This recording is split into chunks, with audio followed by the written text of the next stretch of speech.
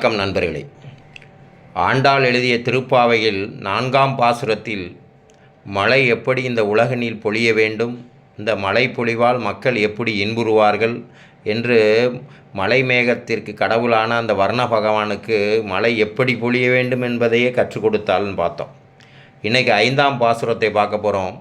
கண்ணபிரானின் புகழை எப்படி நாம் பாட வேண்டும், அப்படி பாடினால் நமக்கு என்னென்ன அருள் கிடைக்கும் என்பதை அந்த ஆண்டாள் தெளிவாக இந்த பாடலில் சொல்கிறார்.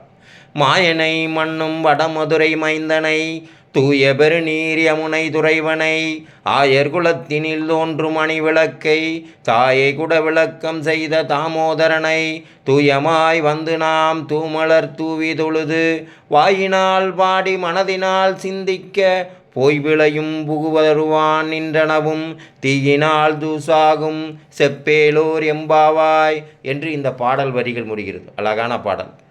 மாயனை மண்ணும் வடமதுரை மைந்தனை என்ற அடிகளில் மாய வேலைகளை செய்யக்கூடிய நமது கண்ணபிரான் எங்கே பிறந்தானா? வடமதுரைங்கிறது இன்றைக்கி மதுரான்னு சொல்கிறேன். இன்றும் சிறப்பு வாய்ந்து புகழ்பெற்று விளங்கக்கூடிய அந்த மதுரா நகரத்திலே பிறந்தவன் இந்த கண்ணபிரான். தூய பெருநீர் யமுனை துறைவன்னே கண்ணபிரானுக்கு ஒரு பட்டம் சுற்ற ஆண்டாள்.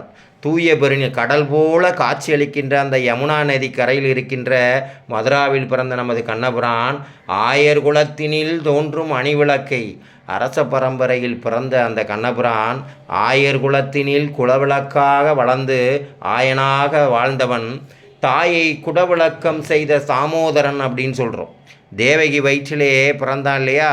இந்த ஓங்கி உலகளந்த அந்த உத்தமன் சொல்கிற அந்த கண்ணபிரான் உலகத்தை காத்தவன் சிறு உருவமாக கருவாக தேவகியின் வயிற்றிலே பிறந்ததுனால அவளுக்கு பெருமையை சேர்த்தவன்.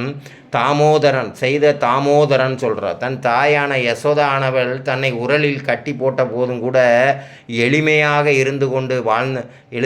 இருந்து தன் நிலையை காட்டியவன் இந்த தாமோதரன்.